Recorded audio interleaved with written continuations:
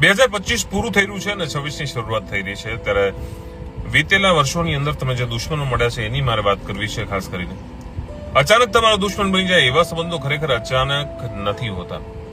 એ નફરત તો બહુ પહેલાથી જ એમના દિલમાં વસેલી હોય છે. ફરક ફક્ત એટલો જ છે કે એ છે ને સમયસર બહાર આવવા દેતા નથી.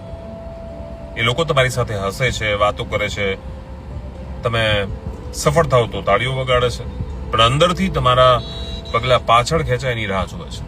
તમારી ભૂલ નહીં પણ તમારી ખુશીઓમાં પણ એમને બહુ મજા નથી આવતી. ખાસ એ એક્ટિંગ એટલી બધી સરસ કરી લે છે કે તમે એમને પોતાના માની લ્યો, તમારી કમજોરીઓ એમની સામે ખુલ્લી મૂકો અને વિશ્વાસની ચાવી એમના હાથમાં આપી દો. અને પછી એક દિવસ કોઈ પણ કારણ વગર બધું બદલાઈ જાય, વાતો ઠંડી પડી જાય, સપોર્ટને બદલે શંકા મળે ને પ્રેમની જગ્યાએ ઝેર ઢબકવા માંડે.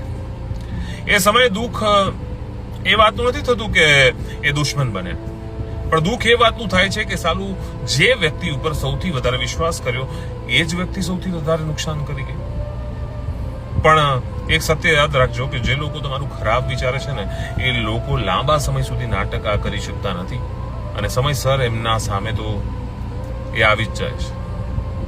આવા અનુભવ પછી માણસ કડવો નથી બનતો, પણ એ છે ને સમજદાર બની જાય છે. ઓછું બોલે છે, ઓછા લોકોને નજીક આવવા દે છે અને પોતાનું આત્મસન્માન પહેલા રાખે છે.